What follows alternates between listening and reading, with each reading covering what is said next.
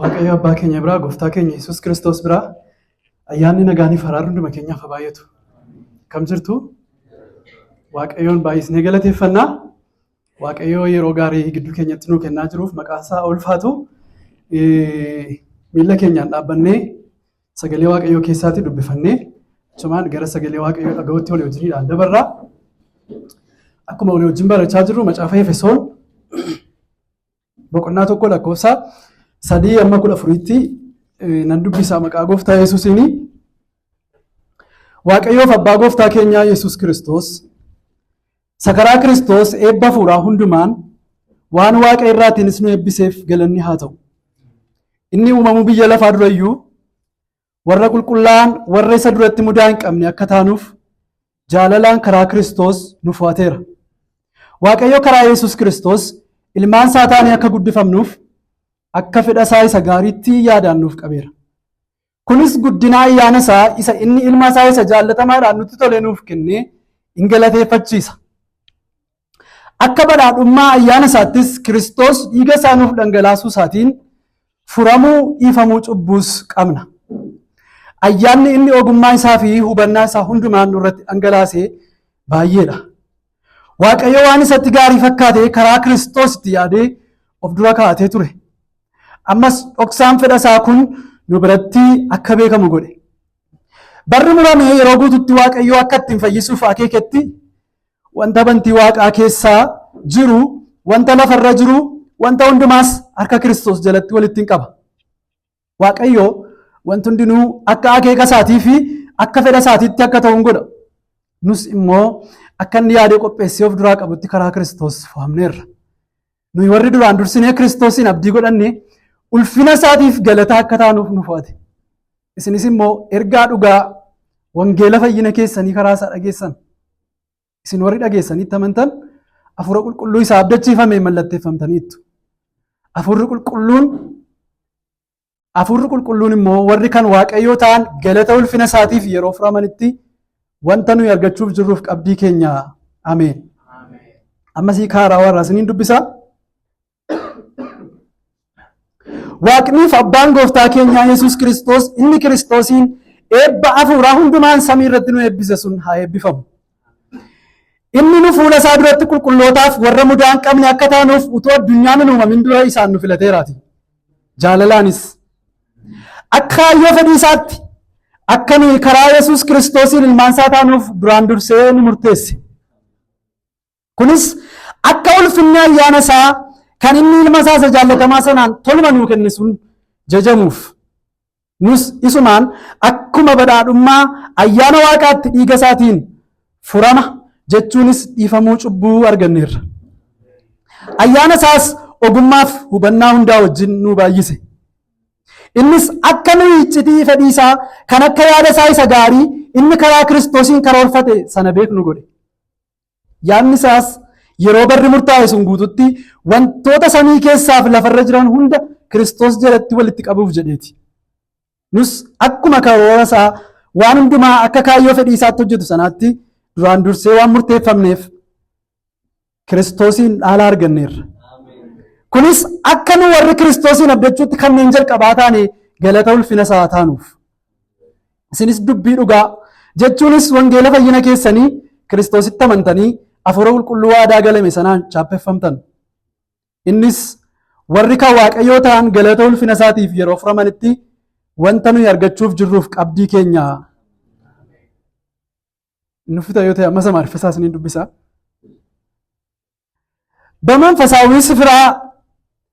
በሰማያዊ ስፍራ በመንፈሳዊ በረከት ሁሉ በክርስቶስ የባረከን የጌታችን ኢየሱስ ክርስቶስ አምላክና አባት ይባረክ። በፊቱ ቅዱሳንና ነውር አልባ እንድንሆን ዓለም ከመፈጠሩ አስቀድሞ በእርሱ መርጦናልና በፍቅር በኢየሱስ ክርስቶስ ልጆቹ እንሆን ዘንድ እንደ በጎ ፍቃዱ አስቀድሞ ወሰንን።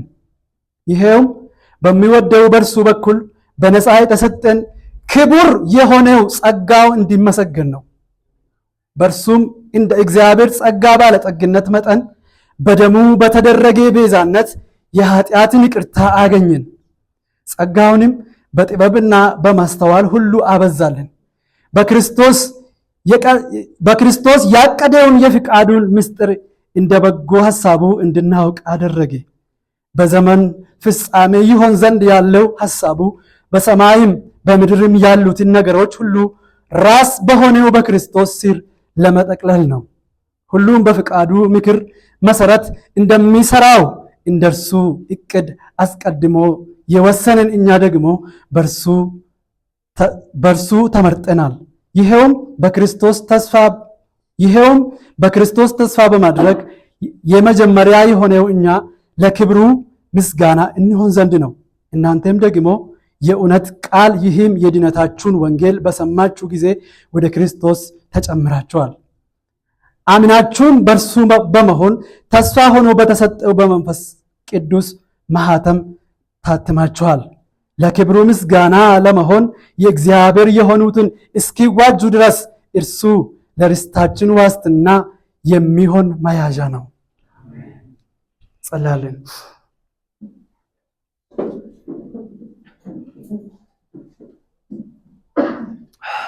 አባት ሆይ ስምህ ይባረክ። ሲገለቴፈና nutti dubbii dinqisiisaa kana dubbatte nuyi amma keenya of beennaa? Namoota akkamii akka taane of beennaa? Namoota dadhaboo akka taane of beennaa? Gooftaa kun jaalala kee irraa kan ka'edha. Eebba guddaadha, eebba dinqisiisaadha. Harki keenya keessan jiru. Yaanni keenya keessan jiru, dhamaatiin keenya keessan jiru. Karaa ilma kee Yesuus Kiristoos waan nu goote hundumaaf galanni siif haa ta'u. Amma fuula kee dura jirra. Ayyaana kee akka ati nu baay'istu, dubbii kee akka dhageenyu, lapheen keenya dubbii keetiin akka haara'u, keessi keenya dubbii keetiif akka jilbeenfatu, dhugaatti hafuuratti akka si dhageenyu, akka siif abboomamnuuf ayyaana kee nu baay'isi. Gooftaa fuula kee dura jirraa yakka keenya hundumaa nuuf dhiisi. Nuyi sababii si akkaniif bo'u caalaa sababii waan tokko sirraa dhabaniif warra bu'anidha. Sababii si akkaniif boonyee fuula kee dhufuu caalaa nuyi waan sirraa dhabne baay'eedhaaf boonya namoota si akkanidha. Dadhaboo akka taane beekna. እኛ ራሳችን እናውቃለን።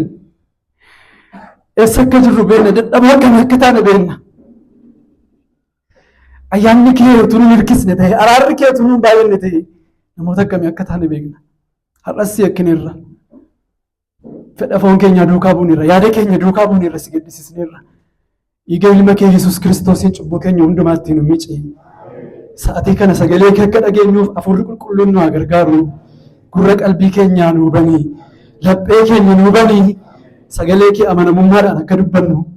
Anis yeroo dubbadhu sagalee kee amanamummaadhaan akkan bakka bu'u, yaada garaa koo akkan ittiin daballe, dubbii kee qulqullinaan akka dhaggeeffannu, akka fudhannuuf ayyaanni kee nuuf haa baay'atu. Gooftaa gidduu keenyatti ulfaadhu, galanni ulfinni siif haa ta'u. Isa jaallattu ilma kee Yesuus Kiristoosiin. Ameen.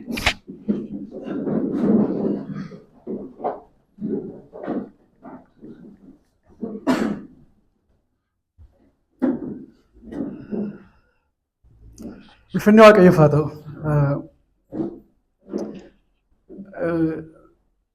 Ergaan Efesoon irra boqonnaan tokko kuni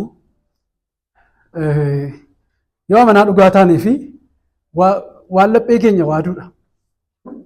Maaliif jennaan eebbi Kiristoos nu eebbisee hammam guddaa yoo ta'e illee baay'ina cubbuu keessanii, baay'ina dadhabbii keessanii lafa turtan hundumaa fiddanii kutaa kana bira gaafa keessan of dhabdu. Of dhabdu. Waaqayyoo uumamuu biyya lafaa fuulduratuun hin jiraatin waa'ee koo kan yaadaa ture. Ani eenyu jettanii of gaafattu. Har'ayyuu ani eenyu jettanii of gaafattu. Kutaa darbee keessatti kaasni akkuma dubbachaa turre Efesoon boqonnaan tokko lakkoofsa 3-14tti hiikaa macaafa qulqulluu isa duraa keessatti walqabataa akka inni ta'e, waan seentensii akka inni ta'e, loongi seentensii Baayibel yookiin immoo macaafa qulqulluu keessatti seentensii dheeraa fi afaan tokkoon dubbifamu akka inni ta'e dubbannee turre. So Phaawulos ba'aan istinfaas yookiin immoo hafuura tokkoon utuu gargariin kukkutinidha kan inni ergaa kana barreesse nuyis kan dubbifannu. Ergaa kana keessatti wantoonni jiran baay'een isaanii nama hafuuraaf kan ifanidha. Yookiin nama lammaffaa dhalateef kan ifanidha. Akka barreeffametti jechuu kooti. Namni inni buufii dide lammaffaan dhalane jechuu koo miti. Garuu warra Kiristoos irraa lammaffaa dhalataniif ergaa kana keessatti kan barreeffame hundumtuu ifaadha. Waan dhokataa baay'ee of keessaa hin qabu. Waldaa kiristaanaa keessatti seenaadhaan kutaa kana gaafa dubbifamu keessumaa lakkoofsa 3 kaasee amma 14tti kutaa kana keessa doktiriinii gurguddaan waan jiruuf waldaa kiristaanaa keessatti yaadaan gargar ba'uun kutaa kana irratti akka jiru hundi keenya beekna. Seenaa waldaa kiristaanaa keessa jiru waa'ee dhimma kana irratti jiru teellaatti deebi'ee isinitti himuudhaaf ammaaf yeroon kun hanga'u. Haa ta'u malee waa'ee filannoo Waaqayyoo, waa'ee yaadaan qabu Waaqayyoo, waa'ee fayyisuu Waaqayyoo isa guddaa Ibroota irratti sagalee Waaqayyoo nutti dubbatu fayyina guddaa hamma kana ga'u great salvation jedhee macaafa qulqulluun isa dubbatu irratti waldaan kiristaanaa garaagarummaa yaadaa xiqqoon akka jiru hundi keenya beekna. Haa ta'u iyyuu malee Efesoon irra kutaan jiru kuni waa'ee fayyina amantootaaf wanti inni dubbatu ifaadha. Har'a tokko tokkoon bira waan ga'uu waan hin dandeenyee fi garaagarummaa waldaa kiristaanaa keessa jiru dubbachuudhaaf yeroo bira geenyu dubbanna. Akkuma isinii dubbisee Efesoon lakkoofsa 3 kaasee akkuma isinii dubbisee kutaa kana keessatti wanti barreeffame hundumtuu wal qabataadha akkuma isiniin jedhee. Efesoon boqonnaan tokko lakkoofsa 3 amma 14 keessatti Waaqayyo waa'ee akeekasaa akkasumas fayyisuu isaa isa waldaa kiristaanaa dhagna isaa tokkittii taateef qabu tokko tokkoon yeroo inni dubbatu argina. Isa kana Phaawulos eebba hafuuraa mata duree masaa yeroo dubbiftan eebba hafuuraa jedhee akka inni waamu argina. Karaa Kiristoos eebba hafuuraa argachuu jedhee waamu. Eebba hafuuraa jedhee akka Phaawulos waamu argina. Waan Waaqayyo waa'ee dhagna isaa ishee taate waldaa kiristaanaatiif dubbate yookiin immoo waan Waaqayyo dhagna isaa ishee taate waldaa kiristaanaatiif godhe dubbachuu duwwaatu hin taane godhe hundumaa akka inni of keessatti qabatu hin argina. Keessumaayyuu lakkoofsa 3 irratti Blessed be the God and the Father of our Lord Jesus Christ, who has blessed us with all spiritual blessings in heavenly places in Christ. Blessed word majalu asirraati yoo fudhattan to speak well of jechuudha. Yookiin immoo waan dansaa yookiin immoo waan gammachiisaa dubbachuufi jechuudha. Afaan Giriikii isaa dubbistan afaan Giriikii isaa irraatiin Ingiliffatti hiikamee to speak well of Waaqayyo waa'ee waldaa kiristaanaa isaatii waan baay'ee nama gammachiisuuf waan nama jajjabeessu akka inni dubbachaa jiru argitu. Kutaan kun warra qulqullummaa walitti qabama qulqullootaa gidduutti haaraan keerra jiru jennee sammuu keenya keessaa qabnu duwwaaf miti. Warra nuyi nu booddee jiru spiritual maturity isaanii fagoodha jennee dubbannuufis miti. To all the saints qulqulloota hundumaatiif akka ta'e sagalee Waaqayyo nutti dubbata. Lakkoofsa 3 irratti to the saints lakkoofsa 2 irratti to the saints jedha waan ta'eef qulqullootaaf akka kutichi barreeffame Phaawulos nutti dubbata waan ta'eef. Waaqayyoof qulqullaa'anii warra mandara Efesoon jiraataniif jedhee kaa. So kutichi guutummaatti to the saints warra dhagna Kiristoositti jiraniif akka inni barreeffame argitu. Sirriitti akkasiin guutummaa kutichaa overview isaa dura ilaallee ergasii tokko tokko waan itti deebinuuf akkasiin dhaggeeffattan kanan barbaadu. Inni kan biraan immoo hundumti keenya dubbifannee utuu gooftaarraa lammaffaan dhalate immoo ameen akka hin jenneef kutaan kun false assurances nuun kennu. Yookiin immoo fayyina sobaa nuun kennu.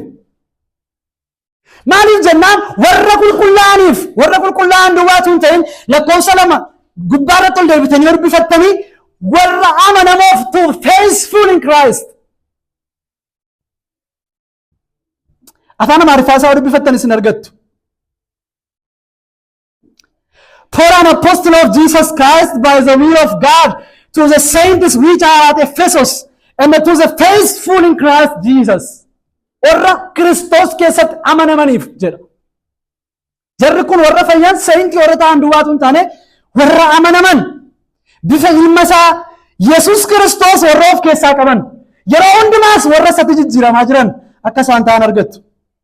Kanaaf kutichi waa'ee waldaa kiristaanaa isaatii waa'ee qulqullootaa kutaa dansaa dubbii gammachiisaa Waaqayyo dubbateedha. Kana duwwaatu hin taane kutaan kun akeeka dinqisiisaaf eebba Waaqayyo waldaa isaatiif kenne. Akkasumas jajjabina amantootaa ija isaanii gooftaa irratti kan irraanfachiisu sagalee Waaqayyoo iddootti barsiisni bu'uuraa guddaan dubbatameedha. Akeeka Waaqayyoo isa bara baraa akeekni Waaqayyoo inni bara baraa eterniitii keessa sadarkaadhaan Waaqayyoo qulqullootatti yeroo dubbatu argina. Sadarkaadhaan Waaqayyoo utuu hin uumamin fuuldura utuu hin argamin fuuldura Waaqayyo waa'ee qulqullootaaf waa'ee warra fayyaniitiif waa'ee waldaa kiristaanaa ishee ragna tokko taateetiif Waaqayyo maal hojjechaa akka ture amma immoo maal hojjechaa akka jiru gara fuulduraatti immoo maal akka hojjetu nutti agarsiisa. Lakkoofsa 3-14 kutaa jijjiiru kana tokko tokkoon qoonnee yoo ilaalle Efesoon boqonnaa 1 lakkoofsa 3-6 yoo dubbiftanii akeeka Waaqayyo waldaa kiristaanaa isaatiif raawwate in the past nutti agarsiisa. Kun barsiisa akkamiifaa of keessatti qabaata predestination and election. Dursee murteessuu Waaqayyoof yookiin yaadaan qabu Waaqayyoof fo'achuu Waaqayyoo kan of keessatti qabatu. Lakkoofsa 3-6 yoo dubbifattan waan Waaqayyo bara baraa isa darbe keessa hojjete akka ta'e hin argattu. Waaqayyoof abbaa gooftaa keenyaa Yesuus Kiristoos isa karaa Kiristoos eebba fuuraa hundumaan waan waaqarraatiinis nu eebbiseef yoom ta'e in the past የባረከን Waaqayyoof abbaa gooftaa keenyaa Yesuus Kiristoos isa karaa Kiristoos eebba fuuraa hundumaan waan waaqarraatiinis nu eebbiseef galanni haa ta'u. Even Ingiliffas haa dubbiftan. Who has blessed us with all spiritual blessings in heavenly places in Christ. In Christ. In Christ. Yoom in Christ kan inni nu eebbise Kiristoos keessatti kan inni nu eebbise naan inni uumamuu biyya lafaa fuuldura.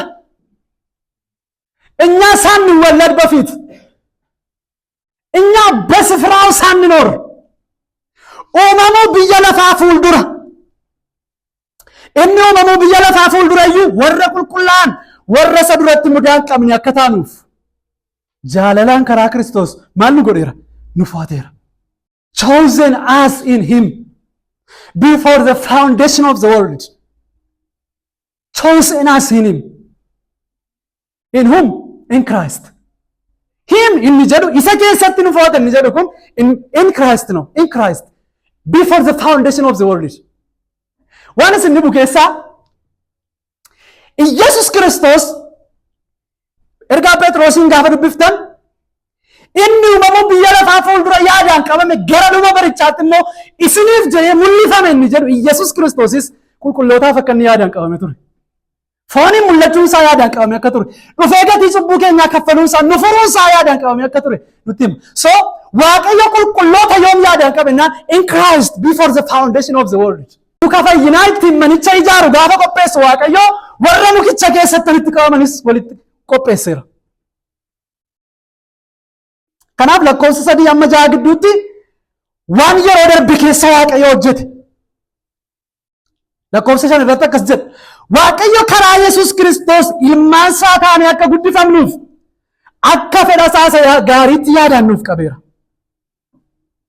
Having predestinated us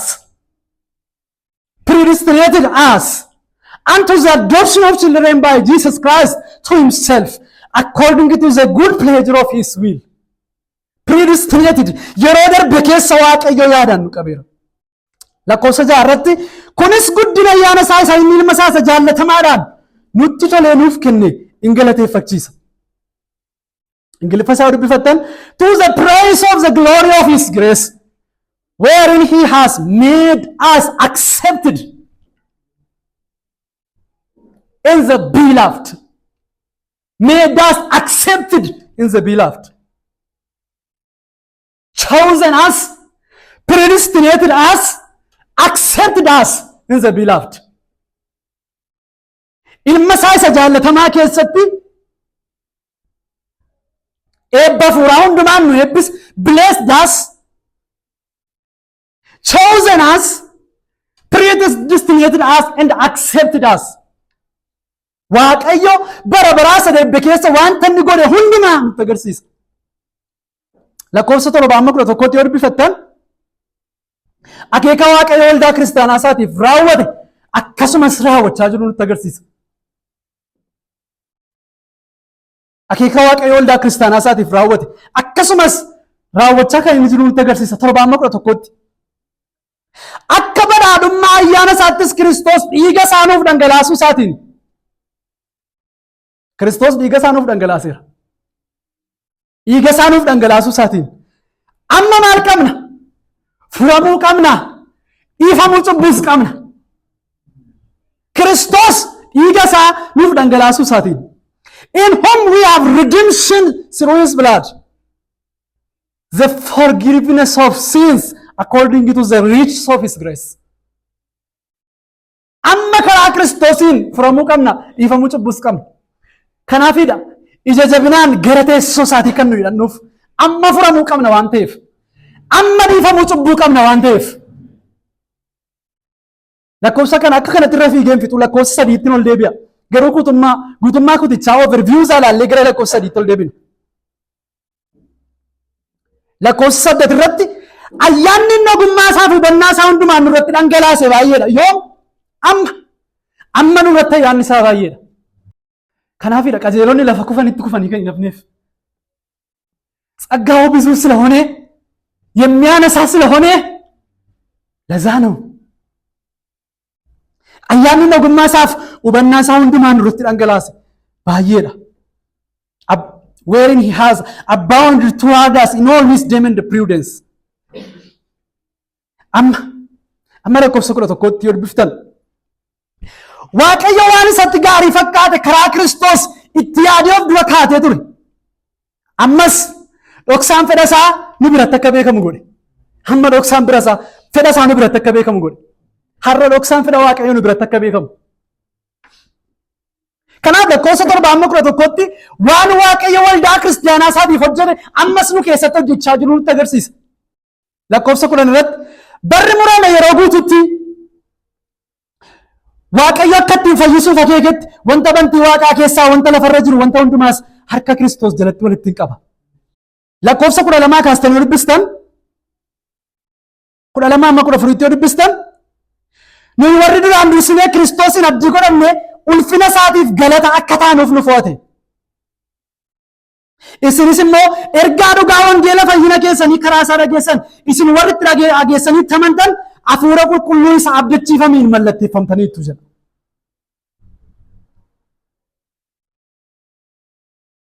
Addumaaniyyuu wanta Waaqayyo waldaa kiristaanaa isaa keessatti fiixaan baasuuf jiru nutti agarsiisa. Hamma lakkoofsa 14 yoo dubbiftan yeroo nuyi furamnutti yeroo nuyi biyya lafaa kana keessaa baanutti pireezensii cubbuu keessaa yeroo nuyi baanutti uumamni hundumtuu akkuma aadaa jiru nunis akkuma aannu foon keenyaan akkuma aannu Waaqayyoon guutummaatti gammachiisuu waan hin dandeenyeef har'a foon kana keessa gaafa jiru akkuma aannu hamma nuyi keessaa baanutti hafuurri qulqulluun wanta nuyi argachuuf jirruuf qabdii keenyaa nuun jira. Phaawulos kutaa kana keessatti lakkoofsa 3-14 gidduutti sadan tokkummaa Waaqayyoo hojii fayyina keenyaa keessatti maal akka isaan hojjetan tokko tokko nutti hima. Qabxii lammaffaan Phaawulos irra deddeebi'ee nutti himu qaamni sadan tokkummaa Waaqayyoo hojii fayyina keenyaa keessatti maal akka isaan hojjetan irra deddeebi'ee nutti hima. Waaqayyo abbaan inni eebbu hundumtuu biraa ka'u. Waaqayyo ilmi inni waan hundumaa fiixaan baasu. Waaqayyo hafuurri qulqulluun inni waan hundumaa mallatteessu fudhatamaa taasisu. Hojii isaan fayyina keenya keessatti hojjetan nutti agarsiisa. Ammas deebitanii yoo ilaaltan boqonnaa lakkoofsa 3-6 yoo ilaaltan waaqayyo abbaan hojii fayyina keenya keessatti maal akka hojjetu nutti agarsiisa. Waaqayyoof jedha Phaawulos abbaa gooftaa keenyaa Yesuus Kiristoos waaqayyoon inni dubbachaa jiru eenyudha? Abbaa gooftaa keenyaa Yesuus Kiristoos. Waaqayyo abbaa isa eebba fuuraa hundumaan waan waaqarraatiinis nu eebbiseef. Hojii waaqayyo abbaati. Lakkoofsa 3-6 gidduutti hojii waaqayyo abbaa giddu galeessa godhatee nu barreessa. Waaqayyo abbaan maal godhe jennaan eebba fuuraa hundumaa isa waaqarra jiru hundumaan nu eebbise. Waaqayyo abbaan maal godhe jennaan jaalalaan uumamuu biyya lafaa fuuldura Kiristoos keessatti nu fo'ate. Waaqayyo abbaan erganii uumamni raanne booddee cubbuutti kufne erganii uumamni hundumtuu aaduu jalqabe booddee dhala namaa ilaalee rakkinni keenya baay'atee jennaan Kiristoos keessatti nu fo'anne. In Christ before the foundation of the world. Kiristoos keessatti uumamuu biyya lafaa fuuldura nu fo'ate. Waaqayyo abbaan lakkoofsa furiitti uftanii hordoftan inni kan jedhu ammas waaqayyo abbaa bakka bu'a. Inni uumamuu biyya lafaa durayyuu warra qulqullaa'an eenyu? Waaqayyo abbaan. Inni uumamuu biyya lafaa fuuldurayyuu warra qulqullaa'an warra isa duratti mudaa hin qabne akka taanuuf jaalalaan karaa eenyu? Karaa Kiristoos. Jaalalaan karaa Kiristoos. Waaqayyo abbaan jaalalaan uumamuu biyya lafaa fuuldura Kiristoos keessatti in Christ nu fo'ateera. Lakkoofsa 3-6 gidduutti maal godhe Waaqayyo abbaan? Akka kaayyoo isaa gaariitti ilmaan isaa akka taanuuf yaadaan nu qabe. Hiika haarawaasaa dubbiftan dursee nu murteesse jira. Destined us, predestinated us. Dursee nu murteesse. Akka fayyinuuf qulqulloota akka taanuuf ijoollee isaa akka taanuuf dursee nu murteesse malee guyyaa tokko akka nuyi amanuuf jirru dursee beekee dhiise miti Waaqayyo. Pointii kan akkas miisiin gooniin barbaada. Waaqayyo nurratti abdii gatatee piroomisii isaa nurra kaa'atee Waaqayyo guyyaa tokko na amanuuf jira jedhee fedha keenya ilaalee irratti yaadaan kan nu qabetu hin taane Waaqayyo dursee nu murteesse jedha sagalee Waaqayyo. Utuu Waaqayyo nurratti abdii isaa gatatee yaadaan nu qabate foornoo walajjii isaatiin guyyaa tokko na amanuuf jira jedhee piroomisii nurra kaa'atee nuun Waaqayyo yaadaan nu qabate fayyinni hin jiru. Nuyi warra cubbuu keenya jaallannu waan taaneef. Nuyi warra kofaatii keenya jaallannu waan taaneef. Nuyi warra salphina keenya jaallannu waan taaneef. Warra badiisa keenya jaallannu waan taaneef. እኛ የጋነምን መንገድ የምንወድ ሰዎች ነን። nuyi karaa gaannamitti geessu namoota jaallatan malee karaa gara abbaatti geessu namoota jaallatan waan hin taaneef. Addumaan kutaan kun gaafa dabbarannu iyyitaan ofii keenyaaf qabnu nu keessaa fuudhee gata. Waaqayyoof ulfina hundumaa kan fiduudha. Waaqayyo guyyaa tokko obboloonni akkana keessaa namni tokko na amanuuf jira jedhee ilaalee dursee beekee akka nama nuuf jiru dursee beekee yaadaan qabe osoo hin taane akka inni fayyuuf yaadaan qabe. Barumsi macaafa qulqulluu nu barsiisu kanadha.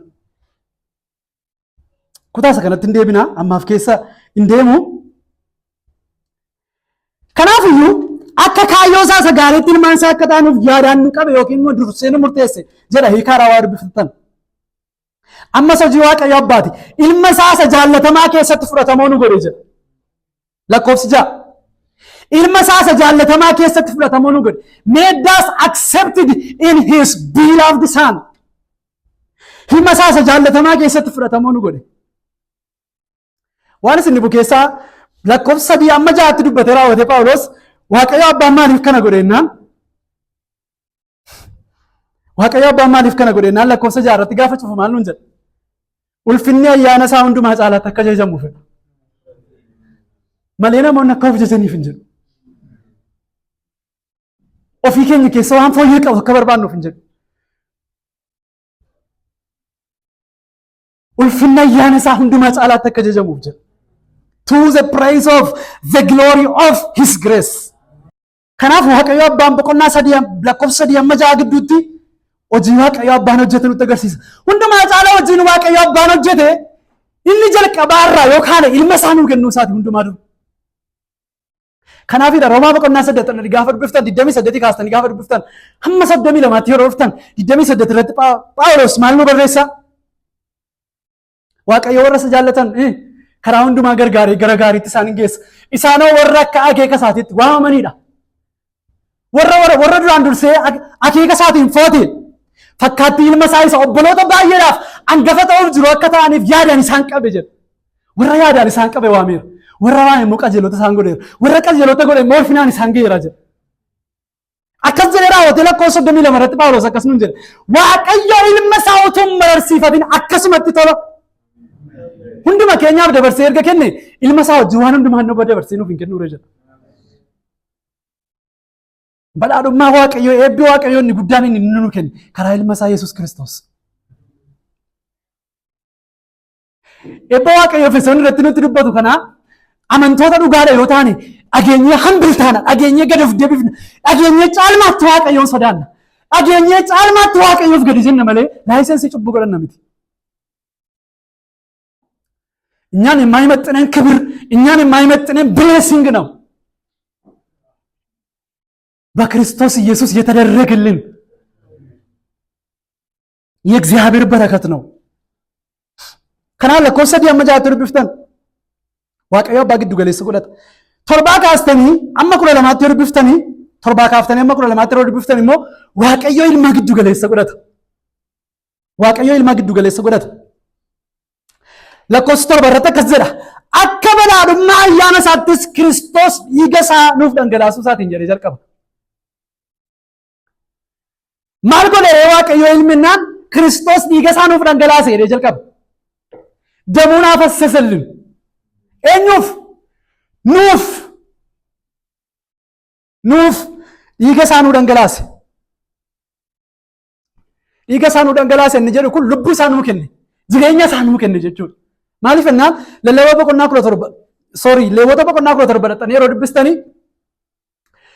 ልቡኑ ፎኑፈቴ ሁንዱም ማልከሰ ጅራተ ለመጫፍ ይገ ከሰ ጅራተ ኢየሱስ ቃራኒዮ ረት ጋፈው ጋፈ ፈንፈም ገቲጩ በሞታ ጋፈ ከፈሉ ኢየሱስ ይገሳኑ ረንገላሰ ጅራ ጳውሎስ ይገሳኑ ጮብስ ጅሬን ይሱ አያሳንሰውም ክብሩ ክርስቶስ ይገሳኑ ጮብሰን ይስ ይግንሳ አመዳን ገለየ ድሙት ለፈንሳ አመለካ አሙዳን ዳውት ክርስቶስ ይገሳኑ ረንገላሰ ይገሳኑ ረንገላሰ ጀቹ ጅሬኛ ሳኑ ከነ ጀቹ ጅሬኛ ሳኑ ከነ ኤበከራ ዋቀዮ ኢልማ አርገነኑ ተገርሲስ ዋቀዮ ኢልማ ግዱ ገለሰ ወለተን ትዱበት ሶ ክርስቶስ ይገሳዋኑ ረንገላሰ ኤኙፍ ኑፍ ማቀም ነጀለ ሪዛልቲንሳ ፍራሙ ቀምና ታስሬ ማልቀም ይፈሙ ጭቡ ቀም ሪዛልቲን ፍራሙ ከኛ ይፈሙ ጭቡ አርገቹ ከኛ ማልጀናን ክርስቶስ ይገሳኑ ረንገላሱ ሳሪ ኑፍ ይገሳኑ ረንገላሰ ፍራሙፍ ቢፈሙን ጭቡ ካራዲ ይገሳቲ ኑፍ ከነም ሆጂ ዋቀዮ ኢልሚ ሆጀተኑ ተገርሲስ ለኮሰ ደረተ ከስሉን ጀለ ኢኒ አያኒ ነው ግማሳፍ ወበና ሳውንዱማን ኑረት ደንገላሴ ባጄ አጀለ አያኒ ነው ግማሳውንዱማፍ አያኒ ነው ግማሳፍ ወበና ሳውንዱማን ኑረት ደንገላሴ ባጄ አጀለ ጳውሎስ ዋዮ ግማፍ አያና ዋቀዮ ጋፍ ድበቱ አራሪፍ አያንሳ ባየከተ ገርሲሱ ዳፍ ዋቀዮ አነሰ ጩበማ አንገፋቴ አራራ ገርሲስ ይጀ በኔ ህይወት የሱ ምህረት እንድታይ የሱ ጸጋ እንድታይ እግዚአብሔር ለኔ ለኃጢአተኞች ዋና ምህረቱን አሳየኝ ይጀራ አስመ ለኮብሰ ከነ ግዱት ዴብተ ሊሮ ዱብስታና መለኮብሰ ኩለ ለማቲ ዶክሳ ፈዳ ዋቀዮ ሰጋሪ ሰና አከበክ ንገር ለኮብሰ ገለታ ማስ ዶክሳን ፈዳ ሳኩን ንብረት ተከበክ ሙጎደ ጀ ኤኙ ከራይልማ ዶክሳን ፈዳ ዋቀዮ ንብረት ተከበክ ሙተ ሰድራ ንስበቆና ሸለኮብሰ ደመጋፍ ድብስተነ ከዘል ሰድራ ንስበቆና ሸለኮብሰ ደመጋፍ ድብስተነ ከዘላ ልሚ ዋቀዮ ዱፌ ኢሳ ዱጋሰነ በሩዳፍ ኡበና ከኑፍ ከነኑ ቤግነ አልተኩነ ለጌፈዳ ልሚ ዋቀዮ የሮዱፉ አንፈይሳዳ ዋንጀ ደፍ ፈይነኑ ልሚ ዋቀዮ ዱፌ an fayyisaadha jedhee wangeela waan lallabeef ija keenya dura waan deddeebi'eef nu miti warra argin warri argaa turan iyyuu ija isaanii dura waan deddeebi'eef hin fayyine. Wangeelli Yohaannis boqonnaan 3:19 akkasumas jedha ifichi gara biyya lafaa dhufeeraa jedha namoonni gara hojii isaanii hamaa waan ta'eef ificharra maal jaallatan jedha dukkana jaallatan ከብርሃን ይልቅ ጨለማን ወደዱት jedha. ኃጢአተኞች እንደዛ ናቸው። ጩበሞኒ ifa caalaa warra dukkana jaallataniidha. Fayyina koo anatu hojjetate, fayyina koo anatu godhate, fedha koo isa dhukkubsataa kee, fedha koo isa du'aa keessaa bahee jennee Waaqayyo duratti of jajuu hin dandeenyu. በኃጢአታችን ሙታን ሆነን ሳለን እግዚአብሔር መረጠን። ይህ namoota cubbuu keenya jaallatan dukkana warra jaallatan ifichi gara biyya lafaa dhufe jedha. ኢቭን ይሁዶንillee የተጠበቁት ቢያንስ እነሱ ቅርብ ናቸው የምንላቸው ኢሳንillee እtti dhiyoodha kan ittiin jennu macaafa qulqulluun gaafa nutti dubbatu akkas jedha gara biyya dhuunfaa isaa dhufee jedha isaan garuu isaan simanne irra deddeebi'anii warri macaafa seeraa dubbisan irra deddeebi'anii abdii waa'ee masiihichaa isa kenname warri dubbisan waa'ee masiihichaatiif itti dhiyeenyaan macaafata dubbisanii kan beekan isaan iyyuu isaan simanne ለምን ጨለማን ስለሚወዱ ከናፍዩ ኤርጋ ዮሐንስ በቆናን ሸለኮፍ ሲደም ማል ጀደ ኢልሚ ዋቀዮ ዱፌ ኢሳ ዱጋሰነ በሩላፍ እንዲ ዱጋንሱን ሱመዳ ኦፊ መሳዳ ይሱም አከኑ ይበሩፍ ማል ገቹ ቀበቱር ወበናኑ ከኑ ቀበቱር ሰውቢ ሰመጫፍ ቁሉን ኢሳን ይሳኒ ጃሜር ጉሪ ሳኒ ዱዴር ያኒ ገራ ሳኒ ማልቴር አዲዎች ፈሜራ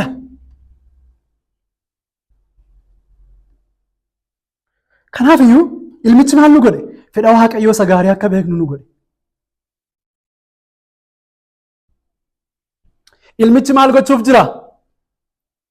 Wantoota samii keessaaf lafarra jiran hundumtuu harka isaa jalatti walitti qabamuuf jiru. Waan isin dhubu keessaa eebbi Waaqayyoo Efesoonitti nutti dubbata, Efesoon keetti nutti dubbatu kun fayyina keenya duwwaatu kennisu. Amma gaafa isin Kiristoos jalatti walitti qabamtaniitti nuun jedha. እስክትሰበሰቡ ድረስ በክርስቶስ ሁሉም ነገር እስኪጠቀለል ድረስ ቁልቁሎን ሀርከሳ ጀለተ ልትቀሙ ደበለቴ ማሲ ዋቀዮ ኬሳ በጥምበ ሐመጉበሙት ቁልቁሎኒ ወልትቃመኒ ገረዳ ለበረበራ ሐመድ የመንት ዋቀዮ ከራ ሁንዱማ ከራሳ አማው ልትቀቡት ዋን ሁንዱማ harkasaa jalatti ammoo walitti qabutti jira.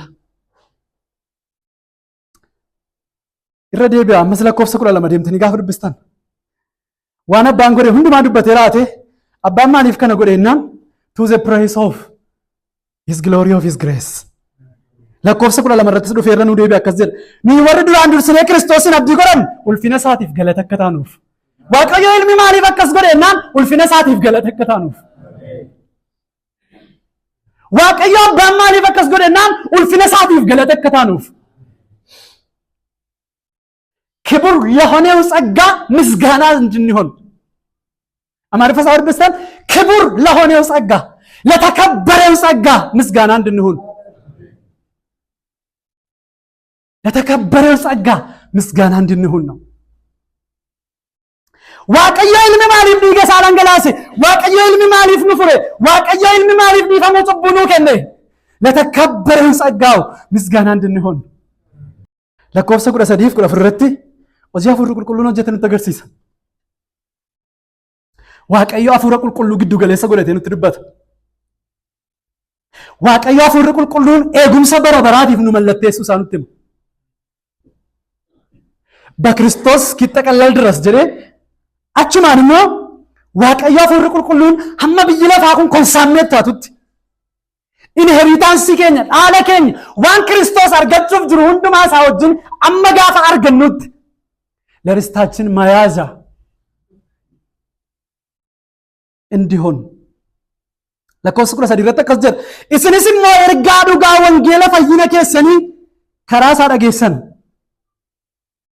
isin warri dhageessanii tamantan hafuura qulqulluu isa abdachiifameen mallatteeffamtaniittu. Sealed jedha Ingiliffa isaa dubbifattan. Sealed. You were sealed with that Holy Spirit of promise. Sealed ni jedhu addumaan iyyuu wanta tokko bittanii gaafa xumurtan bittaa keessan ragaaggachuudhaaf wanti isin gootan sealed gootu. Mallattootti gootu, chaappaatti gootu. Waan seeraan bitame tokko waan kontirbaandii hin taaneef waan karaa seeraan bitame tokkoof seeraan bitamuu isaa kan agarsiisu chaappaan dhaabbatichaa yoo irra jiraateedha. Eegumsa bara baraatiif nu mallatteesse. Kanaaf iyyuu biyya lafaa kana keessaa baanee isa nu bitate wajjin hamma walitti sassaabamnutti qabiyyee dhaala keenya yookiin the earnest of our inheritance. Qabiyyee dhaala keenyaati. Hafuurri qulqulluun nu keessa jiraatee jennaan amma gaafa Kiristoos dhufuutti waan sodaannu qabna. Hafuurri qulqulluun qabiyyee dhaala keessanitti jira. Barumsi kun addumaan iyyuu Efesoon irra kan jiru kun jajjabina amantoota dhugaati. Jajjabina amantoota dhugaati. Warra waldaa kiristaanaa keessaa fakkeessaniif garuu ittiin of goyoomsu ta'a. False assurance warra fudhataniif.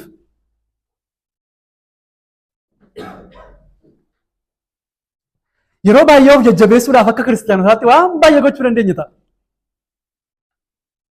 Yeroo tokko waa'ee keenya isa sirrii beeknee jajjabaanna.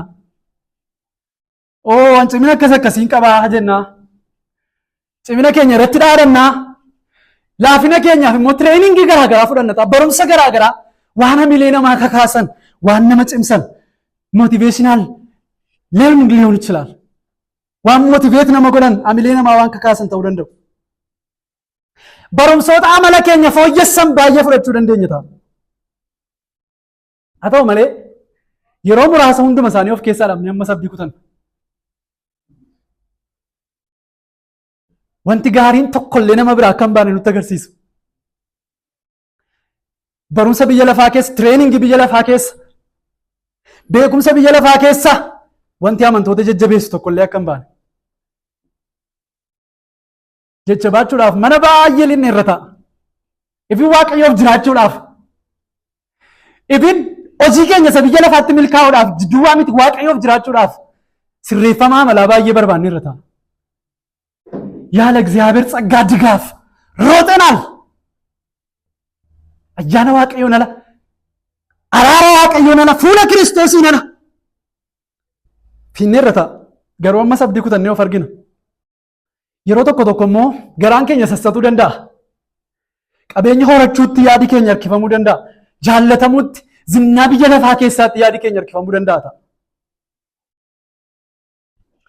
ከስማ ዩነ ሞተ ከራ Kiristoosiin hin beekne warra akka fedha isaaniitti jiraatan yeroo arginu ofirraa bu'anii yeroo isaan jiraatan gammachuu guutuu waan isaan qaban nutti fakkaate abdii keenya waan biyya lafaarra kaa'annata. Haa ta'u malee innis gogee argama. Macaafi qulqulluun keenya Phexros irratti akkas jedha. Margichi coolagaa daraarichi sinarcaa dubbii waaqayyoo gooftaa keenyaa garuu bara baraan hafeen jiraataa jedha.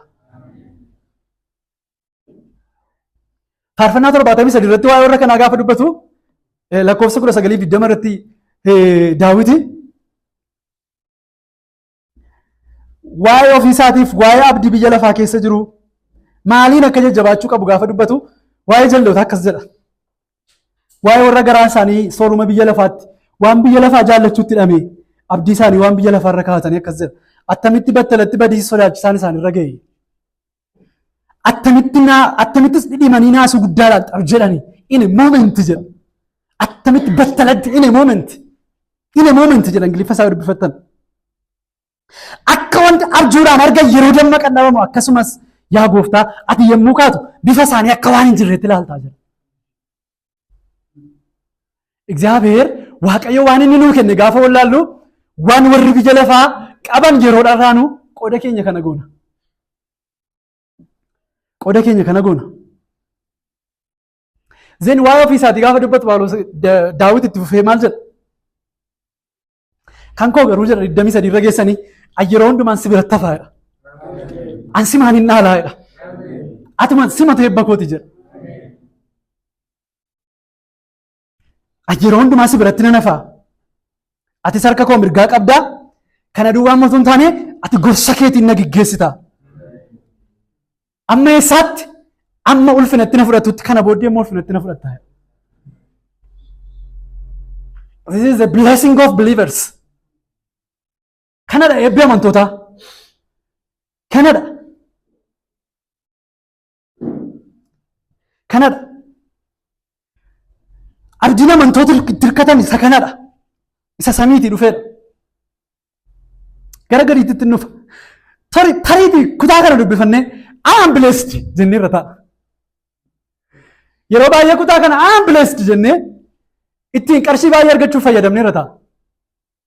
Batalee fees muuvimentii biratti yookiin immoo theology of prosperity theology biratti Kiristoos nu dhiphachuun isaa akka nu ittiin sooramnuuf warra jedhan biratti I am blessed jettanii naan allaqee waan biyya lafaa guuttattan. No. No. Kontekstii Efesoon keessa I am blessed sababii jennee fi eebbi biyya lafaa asirratti irraa hin jiru. Yeroo dubbatu kutichi maal nuun jedhe? Eebba waaqarraa in heavenly places nuun jedhe. Waan biyya lafaa kanaa nuun hin jiru. In heavenly places in Christ. Inni as baanee I am blessed jennee si'a 50 deebinee jennee ganama baanee waan harka keenyaan qabnu dhabne yeroo baay'ee miti akkas gootanii beektanii. Limmimmidii akkasii keessa turtaniitti yoo ta'e gootanii beektu ta'a. No. የክዳን በረከት ነው እዚህ ላይ የተጻፈው። የክዳን ነው በረከቱ በክርስቶስ ነው በልጁ ኤበከኩት covenant blessing ጊዳ ሰረት kan barreeffame. It is a covenant blessing. Malee wanta nuyi biyya lafaa keessaati sassata keenya ittiin guuttachuudhaaf irra deddeebinee dubbannuuf hin barreeffamne. Jajjabina amantootaati. Iyyoob akkas jedha. Iyyoob boqonnaa 8 lakkoofsa 13 irratti waa'ee sassata biyya lafaa gaafa dubbatu. Jireenyi warra Waaqayyoon irraanfatanii Iyyoob boqonnaa 8 lakkoofsa 13 jireenyi warra Waaqayyoon irraanfatanii akkasin ta'a jira. Abdiin nama Waaqayyoo malee jiraatus akkasuma hin bada jira. Jajjabinaaf abdii amantootaa sababii inni ta'eef isinitti dubbachaa jira. Abdiin isaanii hin cita amanannaan isaas akka mannee sariitiin ta'a jira. Inni wanta akka mannee sariitii sanatti hirkata manneen sun garuu isa hin baatu. Garuu hin dhaabbatu inni isatti hin baxxana manneen sun garuu danda'ee isa hin baatu jira. Qabeenya biyya lafaa keessaa sassata biyya lafaa keessaa isa akka mannee sariitiitti akka ittiin hirkannuuf Waaqayyo kutaa kana nuun barreessine.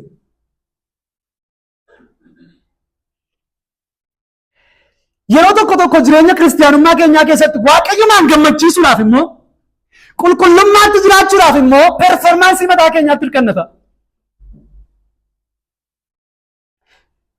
Yookiin immoo yaada qajeelummaa of keessaa qabu fidannata. Dhamaatii keenyatti hirkannata. Waaqayyoon gammachiisuudhaaf foon keenya keessaa barbaannata. Even spiritual life keenya jireenya fuuraa keenya mooraalii keenyaan kakaanee gochuu barbaannata. Garuu ammas kufnee argama. Abdii kutan. Kanaaf iyyuu kutaan kun akka nuyi abdii godhannee dhaabbannuuf akka nuyi jajjabaannee dhaabbannuuf waa'ee qulqullootaa isaa sirrii nutti dubbata. Kiristoosiin ala isa gammachiisuu Waaqayyoon gammachiisuu akka nuyi hin dandeenye nutti hima. Kanaaf Phaawulos Efesooniin boqonnaa 1 lakkoofsa 3-14 gidduutti eebba gurguddaa kanatti dubbatee raawwatee amantoonni eebba kana baachuu waan hin dandeenye akka isaan hin dandeenye waan beekuuf lakkoofsa 15 kaasee immoo isaanii kadhata. Maayidee isaanii kadhata lakkoofsa 18-19 dubbifatan wanta tokko lakkoofsa 18-19 irratti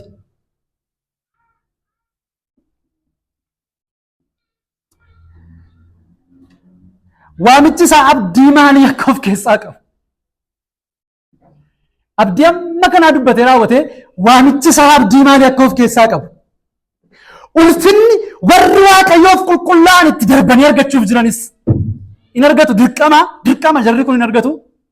Waaqayyo isaan biteera ba'u ta'aniiru dhiiga Kiristoosiin qulqulleeffamaniiru fayyaniiru lammaffaa dhalataniiru kiristiyaanota qulqulloota.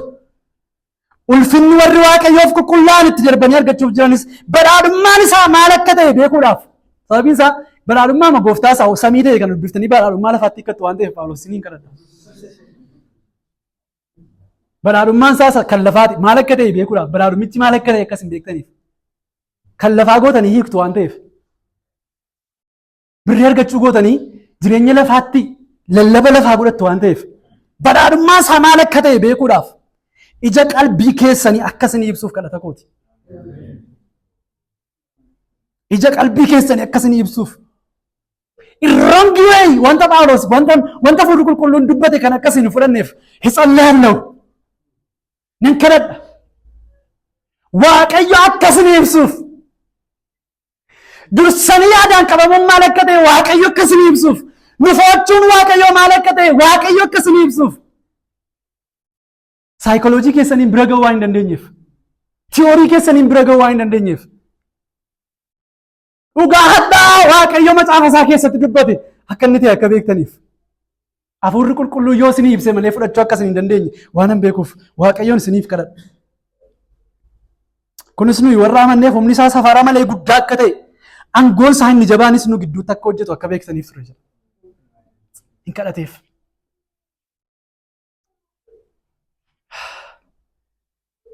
Kadhata akkasiin nu barbaachisa sagalee Waaqayyoo hubachuudhaaf.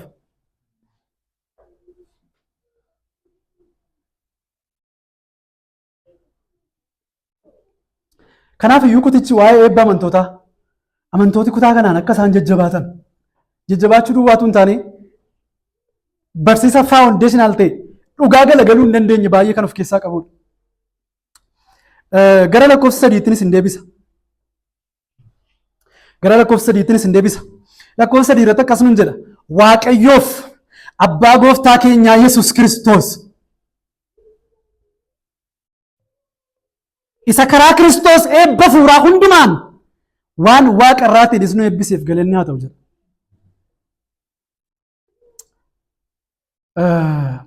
Phaawulos lakkoofsa sadii irratti waamicha waaqeffannaa godhee jalqaba. Gara waaqeffannaatti isaa waamee jalqaba. እናመስግን እግዚአብሔርን እስቲ እናመስግን. Blessed be the God and the Father of our Lord jedhee jalqaba. Blessed be maqaan isaa haa eebbifamu jedhee jalqaba. Maqaan isaa haa eebbifamu. Phaawulos jina kana maqaa isaa eebbisnuuf waamicha nu godhee jalqaba. Blessed be the God and the Father of our Lord Jesus Christ. Karaa Kiristoos eebba fuuraa hundumaan isa nu eebbiseef. ለምንድን ነው? Why we bless him? karaa Kiristoos eebba fuuraa hundumaan waan nu eebbiseef. Eebba fuuraa isa jedhutti nan dhufa. Waan waaqa irraatiin. Eebba fuuraa hundumaan koomaa waan waaqa irraatiin. Eebba fuuricha maan waan waaqa irraati. Waan lafa irraa miti ameen. Waan waaqa irraati. Waan waaqa irraatiin.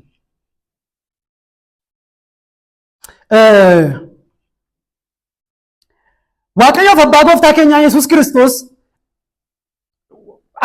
akkaataan dubbii Phaawulos lakkoofsa sadii irra jiru Waaqayyo isaa Waaqa kakuusaa eegu godhee nutti agarsiisa. Waaqa kakuusaa eegu godhee nutti agarsiisa. Waa'ee eebbaa yeroo dubbistan macaafa qulqulluu keessaa teellaatti deebitanii Abrahaamii wajjin Waaqayyo gaafa inni kakuu galu yeroo dubbistan karaa keessa lafarraa hundumaa nan eebbisa. Ittiin jedha Waaqayyo Abrahaamiin. Karaa kee jedhee Galaatiyaan immoo yeroo dhufee nu hiiku karaa hidda tokkichaa dubbate jira. Akka nama baay'eedhaaf dubbatamu itti hiddan jennee jira. Isiyaaqiin fa'aa akkasiin ittiin daballetti. Ishmaa'eeliin fa'aa akkasiin ittiin daballetti. Kiristoos karaa Isiyaaq fa'aa dhufu iyyuu malee hortii Abrahaam irratti isa booddee dhufan hundumaa akkasiin ittiin daballetti. Waa'ee hidda tokko dubbate jira. Isiyaaq fa'aa Covenantii sana keessa, kakuu sana keessa, eebba karaa Kiristoos, karaa Waaqayyoo abbaa kenname keessa memberiidhaan yoo jiraatan illee garuu karaan eebbichi kakuun sun warra amanan hundumaaf kennamu karaa tokko. Through the Lord Jesus Christ. Kanaaf in Christ nuun jedhee jalqaba. Waaqayyoof abbaa gooftaa keenyaa Yesuus Kiristoosiif jedha. Waaqayyoof abbaa gooftaa keenyaa Yesuus Kiristoosiif galanni haa ta'u. Maaliif jennaan isa eebba fuuraa hundumaan nu eebbiseef.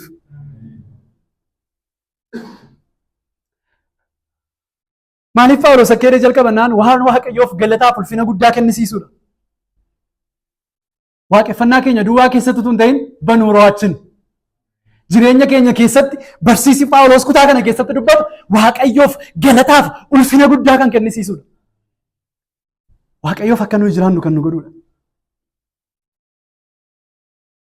Phaawulos kakuun fayyisu Waaqayyoo inni uumamuu biyya lafaa fuuldura Waaqayyoo warra filateef qopheesse karaa Kiristoos raawwatamuu isaa nutti himee galateeffata. Blessed be the God and the Father of our Lord Jesus Christ. Erga jedheen booddee in heavenly places in Christ. Galaatiyaa boqonnaa 3 deemtanii gaafa dubbifattan, Galaatiyaa boqonnaa 3 deemtanii gaafa dubbifattanii Waaqayyo saba hundumaa karaa Kiristoos akka eebbisu, karaa Abrahaam akka eebbisu dubbatee Galaatiyaa boqonnaa 3 lakkoofsa 16 akkas jedha. Lakkoofsa 8 irratti dubbiftan akkas jedha. Waaqayyo warra saba isaan ta'in amantiidhaan qajeelota gochuuf akka jiru duraan dursee caaffata qulqullaa'aa keessatti dubbachiiseera. Inni Abrahaamiin sabni hundinuu siin eebbifamu jedhee duraan dursee misiraachoo itti himeera jedha. Lakkoofsa 16 irratti dubbisaa gadi buutanii dubbiftan baay'ee kutaan kun yeroo baay'ee eebba Abrahaam jedhamee hiikama miti. Warra ayyaanni isaaniif baay'atu.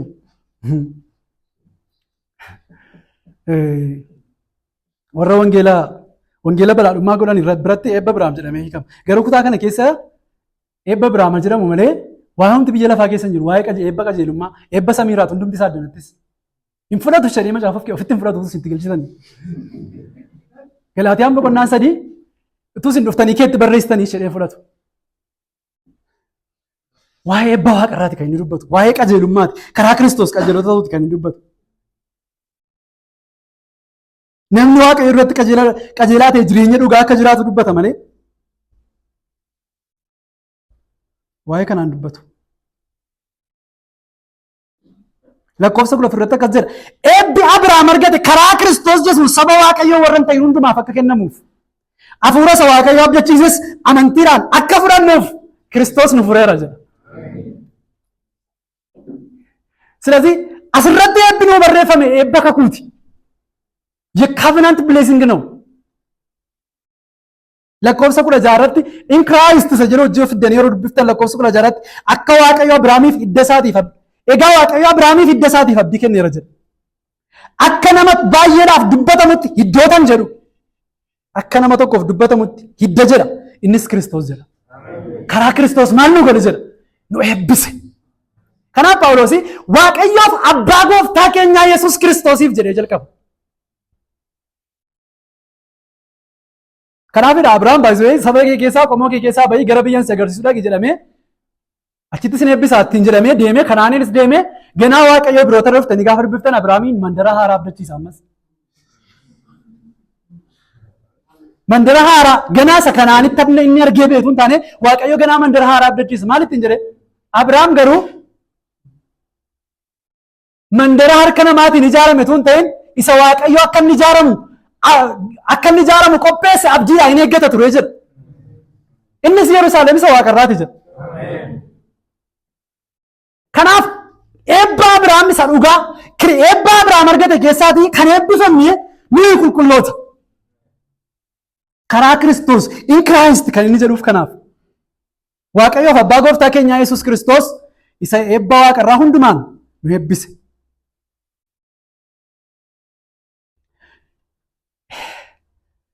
Kiristoos giddu galeessa kakuu keenyaati. He is a mediator of our covenant. Waaqayyo karaa isaa nu eebbisa. Waaqayyo karaa isaa nu fayyisa. Waaqayyo karaa isaa nu eega. Kanaaf iyyuu abdiin keenya inni dhugaan isadha. Eebbi keenya inni dhugaan isadha. Abdiin Waaqayyoo hundumtu karaa isaa fudhatamu. Kiristoosiin alatti abdiin Waaqayyoo fudhatamuu hin danda'u. Abdiin Waaqayyoo hundumtu karaa Kiristoos Yesuus ameen jedhamanii fudhatamu. Waan hundumtu qoodi qulqullootaa baalli qulqullootaa hundumtu karaa Kiristoos ameen jedhamee fudhatamu. Isa lammaffaa Qorontos boqonnaa 1 lakkoofsa 9 yoo dubbiftan akkas jira Phaawulos. 19:20 akkas nuun jedha. Yesus Kiristoos ilma Waaqayyoo inni Silwaanosiin Ximootiyoosii fi anaan isin gidduutti lallabame eeyyeef waa'uudhaan garan gara gaggalle. Isa bira yeroo hundumaa eeyyeetu jira. Abdiin Waaqayyoo hundinuu karaa Kiristoos haa ta'u jedhamanii raawwatamu. Kanaaf nus karaa isaa amiin jennee Waaqayyoof galatan galchina. Kanaaf abdiin Waaqayyoo hundumtuu Kiristoos keessatti amiin jedhamanii fudhatamu. Waaqayyo karaa isaa nu eebbisa. Waaqayyo karaa isaa nu fayyisa. Waaqayyo karaa isaa furamuu nuu kenna. Waaqayyo karaa isaa dhiifamuu cubbuu nuu kenna. Biyya lafaa keessatti biraazers abdii nu ittiin deddeebinu tokko illee hin jiru. Kiristoosiin alaa abdii hin qabnu.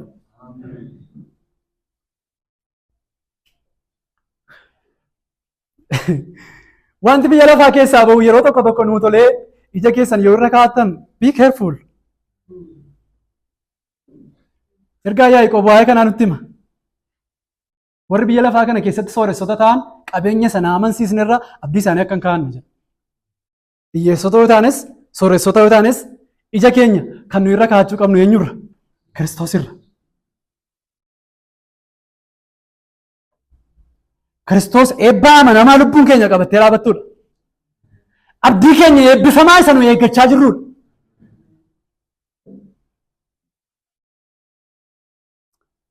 Guyyaa kana waan tokko yaadaa oole. Waan tokko yaadaa oole. Nuni anaan dabalatee yeroo baay'ee maalitti guungumna, maalitti boonya, maaltu mataa nu dhukkubsa. Waan dhabne garaa mataa nu dhukkubsa malee.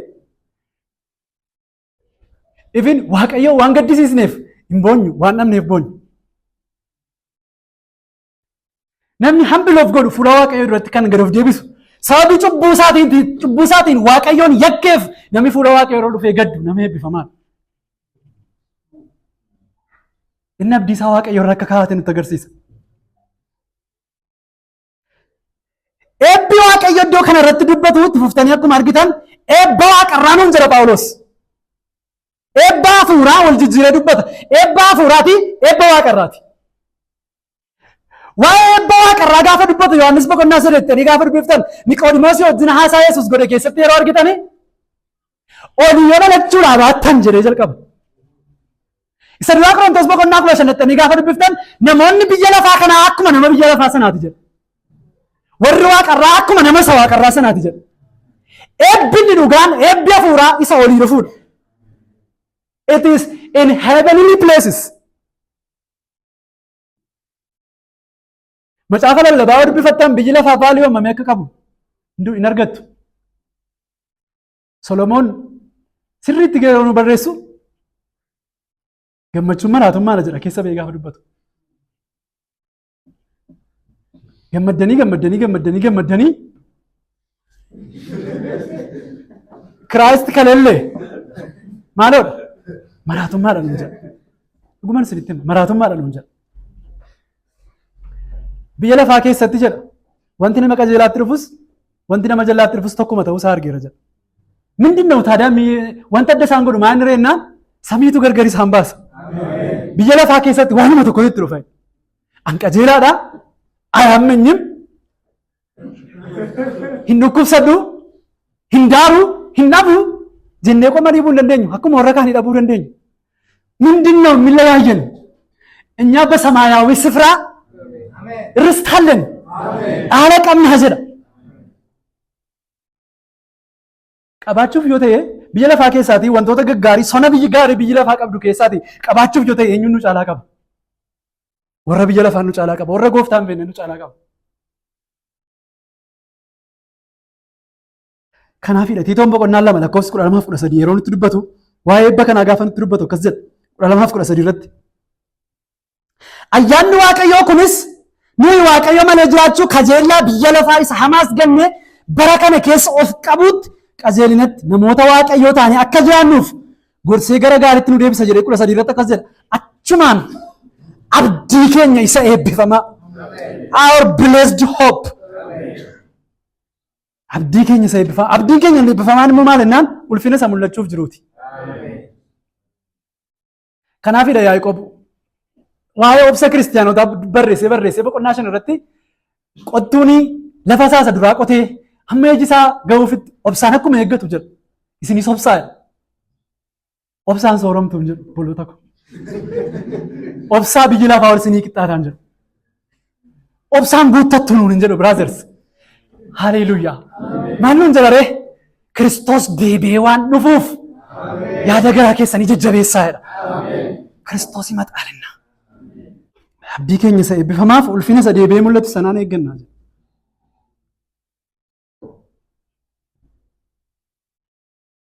Inni mul'achuuf jiru sunis Yesuus Kiristoos inni Waaqayyo keenya isa guddicha fayyisaa keenyas jedha. Inni deebi'ee waan dhufuuf yaada garaa keessanii jajjabeessaa jedha. Kanaaf iyyuu galateeffachuu qabna. Kutaa kana irratti Phaawulos lakkoofsa 6 irratti guddina ayyaana isaa nu galateeffachiisa jedha. Lakkoofsa 12 irratti ulfina isaatiif galata akka taanuuf jedha. Lakkoofsa 14 irratti galata ulfina isaatiif yeroo furamanitti jedha. Irra deddeebi'ee waa Waaqayyo hojjeteef galata isaa dubbata. Yohaannis mul'ata boqonnaa 5 lakkoofsa 9 irratti waa'ee warra furamaniitiif akkas jedha. Mul'ata boqonnaa 5 lakkoofsa 9 irratti isaan faarfannaa haaraa yommuu faarfatan ati macaaficha fudhachuudhaaf mallattoo isaas banuudhaaf kan malteera jedhetu ati ofii keetii qalamtee jedha. Gosa hundumaa keessaa, afaan hundumaa keessaa, nama hundumaa keessaa, saba hundumaa keessaas namoota dhiiga keetii Waaqayyoof bitte. Waaqayyo keenyaaf mootummaadhaaf luboota isaas akka ta'an isaan godhatte. Isaanis lafa irratti moof jiru jedha. Kanaaf eebbi Waaqayyootti nu eebbise kun kennaa Waaqarraati. Ani eebbifameera yeroo jennu aan bileesdi yeroo jennu jechuu qabna dhugaadha. Kutaa kana keessatti aan bileesdi yoo jenne rakkoon qabu. Garuu maateriyaalistik weels qabeenya biyya lafaa yaadaa jenna yoo ta'e waan macaafa qulqulluun dubbachuu barbaade irraa kaanneerra. Yes, really we are blessed. Garuu ittiin kotota biyya lafaa wanta har'a dhufee booda darbu akka ittiin dhaadannuuf nuun barreeffame. Waa'ee eebba Waaqayyo Abbaa, waa'ee eebba Waaqayyo Ilmaa, waa'ee eebba Waaqayyo Hafuura Qulqulluu, waa'ee eebba Waaqayyo inni tokkichi nurratti dhangalaasee nutti dubbata. Waaqayyo Abbaan uumamuu biyya lafaa fuuldura yaadaan nu qabu nu filachuusaa. Waaqayyo Ilmi nuuf jedhee deegaa ta'uudhaan nu furuudhaaf nama ta'ee gara biyya lafaa dhufuusaa. Lammaffaan Qorontos boqonnaa 8 lakkoofsa 9 Kiristoos isiniif jedhee deegaa ta'uudhaan jedha. Maal eessatti Kiristoos nuuf jedhee deegaa ta'ennaan Filiphisiiyuus boqonnaa 2 ulfina Waaqayyummaa isaa abbaa isaa wajjin wal isa qixxeessu dhiisee dhufe. Kana caalaa deeguun maaltu jira nuun jedha. Lammaffaan Qorontos boqonnaa 8 lakkoofsa 9 akkas jedha. Isinoo gaarummaa gooftaan keenya Yesuus Kiristoos ayyaana isaatiin isiniif kennu hubattaniittu inni badhaadhaa utuma jiru deegaa ta'uu isaatiin isin badhaasuudhaaf isiniif jedhee deegaa ta'ee jedha.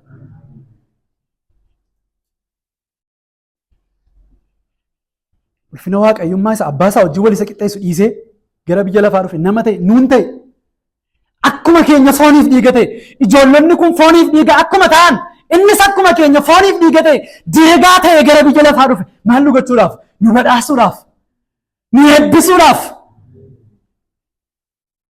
Eebba Waaqayyo Ilmi nuu kenne keessaati Phaawulos kutaa kana keessatti redemption and forgiveness nu jedha. Furamuu dhiifamuu cubbuu isinii kenne maal isinii gochuudhaan deegaa ta'e nama namirraa goru ta'ee dhiiga isaa dhangalaasuudhaan akka biqiltuu mukaatti isa Waaqayyo duratti ol ba'u ta'ee mul'achuudhaan warra akka hoolotaa karaa irraa banne warra tatamsaane warra karaa sokkine deebisee nu fiduudhaaf nuuf jedhee deegaa ta'e. Waaqayyo Hafuurri Qulqulluun eegumsa keenya bara baraaf nu gorsuuf nu barsiisuuf nu jajjabeessuuf nu kennamuu isaa nutti hima. Kanaaf iyyuu kennaa Waaqarraa Waaqayyo Abbaa biraa ol Waaqa gubbaatii dhufa. Waan biyya lafaa kana keessaa ba'u miti. Waaqayyo waan biyya lafaa kana keessaa nuu kenna dhugaadha. Garuu eebbi Waaqayyo inni dhugaan eebba samiiti. Yesamaayi barakata. Yaaqoob boqonnaan 1 lakkoofsa 17-18 akkasuma jedha. Boqonnaan 1 lakkoofsa 17-18. Kennaan gaariin hundinuu kennaan guutuun hundinuus abbaa ifaa biraa ol Waaqa gubbaadhaan dhufa. Abbaa ifaa bira gegeddiramuun yookiis gaaddisi galagaluun iyyuu hin jiru. Maaliif walitti dubbata ree Phaawulos? Yaaqoob. Nuyi uumama isaa hundumaaf hangafa akka taanuuf. Kennaan gaariin kennaan ifaa inni ol Waaqa gubbaadhaan dhufu waan biyya lafaa keessaa boosu hin taane uumama isaa hundumaaf hangafa akka taanuuf inni akka jaalala isaatti dubbii dhugaatiin nu dhalche. Waa'ee dhalachuu keenyaati. eebbinni waaqarraa dhufu kennaan abbaa ifaa biraa dhufu ol waaqa gubbaadhaan ni dhufu. Kanaaf Niqoodimoosiin gooftaan lammaffaa yoo dhalachuudhaa baattan mootummaa waaqayyoo ija keessanii hin argitan kan inni jedheef.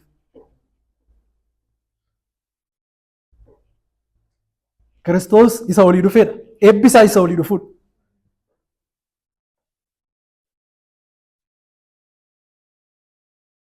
Sa'aatiin koo xiqqoo deemeera nan fixaa. Qabxii kana duwwaan dubbadhee fixa. Nuyi warri eebbifamne namoota akkamiiti? Nuyi qooda maqaa jedhu arganna as keessatti. Nuyi eebbise jedha. Nuyi eenyu? Har'a qulqulloota taaneerra. Har'a waaqayyoof furamneerra. Warra qulqullaa'aniif jedhee nu barreessa. Phaawulos. Efesoon boqonnaan tokko lakkoofsi tokko warra waaqayyoof qulqullaa'an. Lakkoofsa 4 warra waaqayyoof qulqullaa'an. Lakkoofsi 15 warra waaqayyoof qulqullaa'an. Lakkoofsi 18 warra waaqayyoof qulqullaa'an. Boqonnaan 2 lakkoofsi 19 warra waaqayyoof qulqullaa'an. Boqonnaan 3 lakkoofsi 8 warra waaqayyoof qulqullaa'an. Boqonnaan 3 lakkoofsi 18 warra waaqayyoof qulqullaa'an. Boqonnaan 4 lakkoofsi 12 warra waaqayyoof qulqullaa'an. Boqonnaan 5 lakkoofsi 3 warra waaqayyoof qulqullaa'an. Boqonnaa 6 lakkoofsi 18tti Phaawulos warra waaqayyoof qulqullaa'an jedhee dubbata. Nuyi warri waaqayyoof qulqulloofne kun eenyudha? Boqonnaa 2 irratti immoo itti fufee akkas nuun jedha. Akka nuyi of hin tuulleef immoo Efesoon boqonnaa 2 irratti ce'ee boqonnaa 1 fixee boqonnaa 2 irratti ce'ee erga kadhatee fi booddee akkas jedha. Isin kanaan dura irra daddarbaa keessanii fi cubbuu keessanii karaa hafuuraa duutanii turtan. Naante silamitti barattu አይደለም. Namoota jajjaboo waan taataniif miti. Isin keessa wanti gaarii waan jiruuf miti. Even still now arra yeroo qulqulloota taanee jiru keessatti fedha foon keenyaa keessa wanti gaarii waan jiruuf miti. Namummaa keenya keessa wanti gaarii waan jiruuf miti. Waaqayyo kan nu eebbise. Akkuma sila isin itti hime nuyi namoota Waaqayyo yakkinee bahuu caalaa waan biyya lafaa keessaa eebbate waan muraasa Waaqayyo waan xixiqqoo waan gaggaarii biyya lafaa keessa jiran waan nu dhoowwateef namoota bo'aniidha. Namoota Waaqayyoon komatan.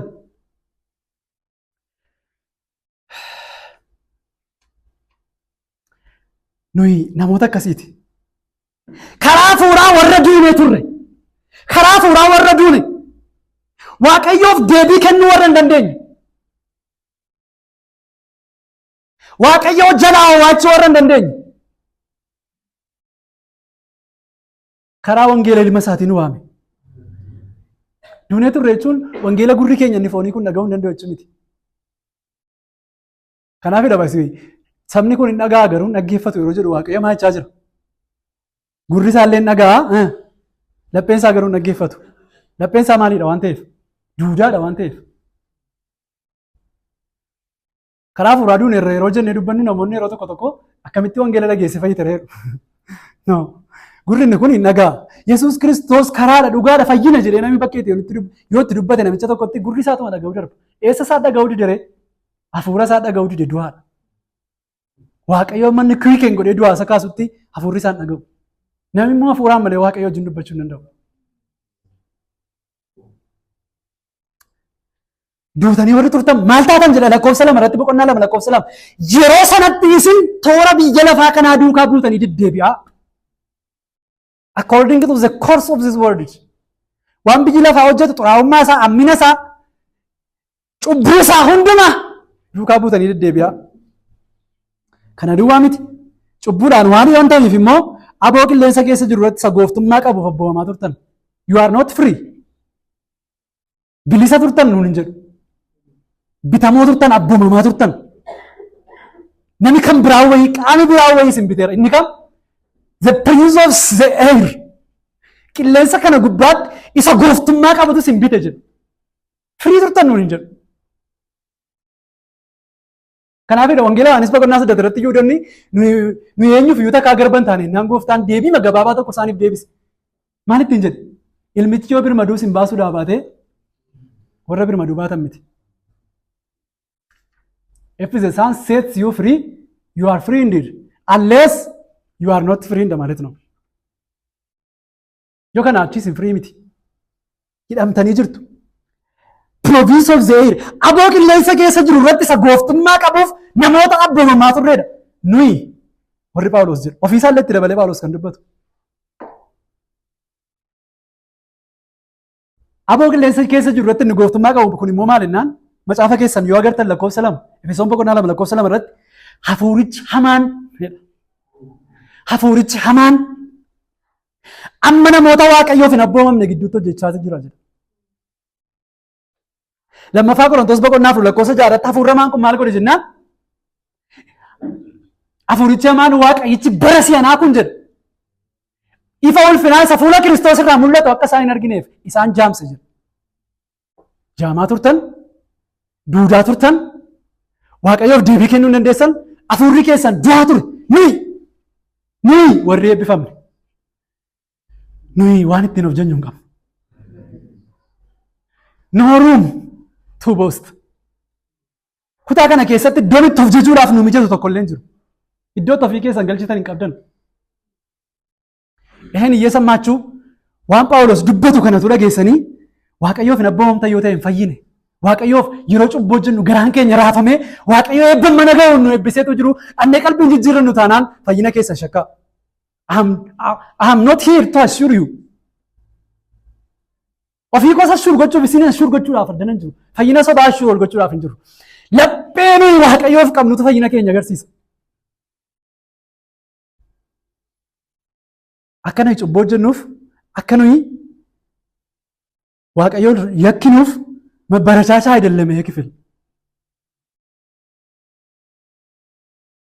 ዋቅ ሀፉርቻ ማናመነ ሞተ ዋቅዮፍ ነበውም ንግዱቶ ጀቻ ጅራ ለኮሰ ዲረተ ከዘር ኑስ ሁንዱም ቢገኝ አካ ፎን ሀወ ፎን ከኛ ዱካ ቡኔ ማን ዱካ ቡኔ ሞ ክርስቶስ ዱካ ቡኔ ሞ ዋቅዮን በርባደቻ ቱር ሞ ፈዩዳ ፈሪቀም ቱር ሞ ዋቅዮ ሲጎቻ በርባዳ ቱር ሀወ ፎን ከኛ ዱካ ቡኔ hawafoon keenya duukaa buune itti fufeenuu ibsa akkas jedha Phaawulos akka fedha namummaa keenya moo akka fedha waaqayyootti lakki amanuuf fedhiin qaban ture Kiristoos na bira darbee jechuu dandeenyu fedhii keenya maal keenya jedha Phaawulos fedha namummaa keenyaa fi yaada keenyaatti yaadi keenya immoo sakam isa du'aa akka fedha namummaa keenyaa fi yaada keenyaatti warra akkasii gidduu jiraanneerra kanarraa kan keessa akkuma warra kaanii dhalootaan eekamsa waaqayyoo jala gallee ture. Eekamsa waaqayyoo jalaa of baasuun dandeessa yoo waaqayyoo sin baase malee. Hoo kan inni eekamsa waaqayyoo jalaa of baase jajjabaadhee addunyaatti sona gaarii agarsiisee Kiristoositti amanuudhaaf fedhii gaarii hin qabu agarsiisee kan inni eekamsa waaqayyoo jalaa of baase jechuun dandeessan. Eekamsa waaqayyoo kan qubsuu danda'u Kiristoos duwwaadha.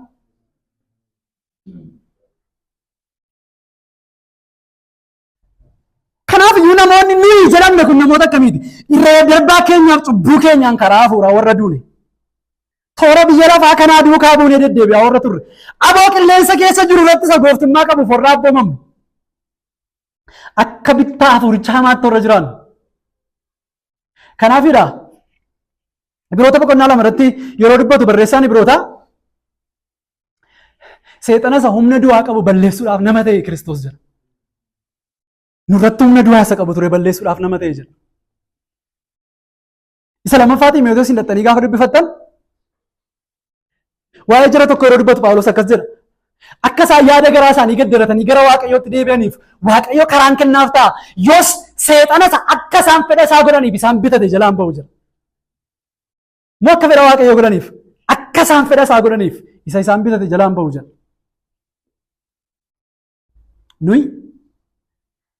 Nuyi warri qulqulloota taane warri abdiin amma kanaa nuu kenname warra kam turre?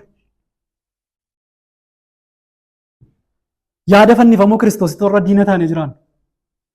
Kiristoos naaf fannifame iskina nama warra jennu tun taane let me believe warra jennu tun taane yaada fannifamuu Kiristoositti warra diina taane. Ofii keessan Fariisota adda baastanii ilaalanii iddoo kanatti. Yaada fannifamuu Kiristoositti diina waan ta'aniif maal godhan? Bartoonni isaa biyya keessa kaa'anii akka isaan waliin hin geenyeef innoo du'aan kaane jedhaati mandara keessa deemaa himaa jedhanii warra kan biraa himan. Isaan irraa adda miti nuyis. Kiristoos tunuun fayyinu ta'e innoo du'aan kaane jennee fannifamuu Kiristoos duuf du'aa ka'uu Kiristoos dhossuudhaaf warra dhamaanu turre. Filiphisius boqonnaan 3:18 akkas nuun jedha.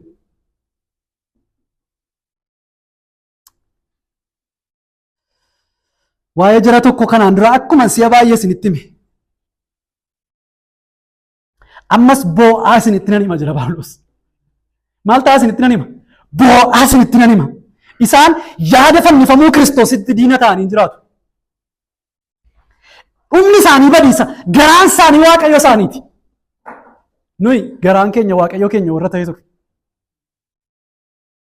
Garaan isaanii Waaqayyo isaaniiti. Salphina isaanii ulfinatti hin lakkaa'atu. Yaada garaa isaaniis waan lafarraatti ni dhufu.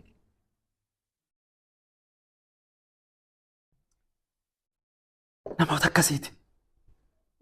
Tiitoon boqonnaan 3:3 garba kajeellaaf hawwa garaa garaa turre jedha. Garba kajeellaa turre jedha. Nuun nu eebbise Waaqayyo.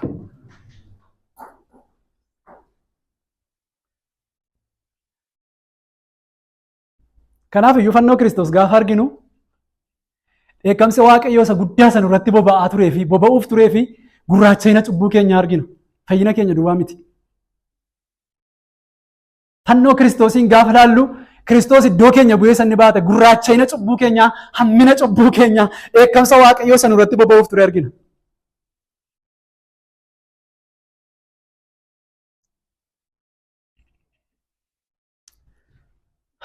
Kanaaf isa duraa Qorontoos irratti Phaawulos boqonnaa 1 irratti yaa obboloota koo jedha yeroo waamamtan namoota akkamii akka taatan ofirratti ilaalaa.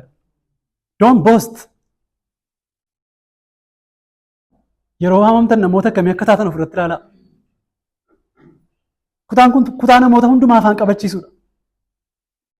Isa duraa Qorontoos boqonnaan 1 lakkoofsi 26 amma 31 akkas jedha kanuma duwwaa dubbiseen xumurra. 26 amma 31tti.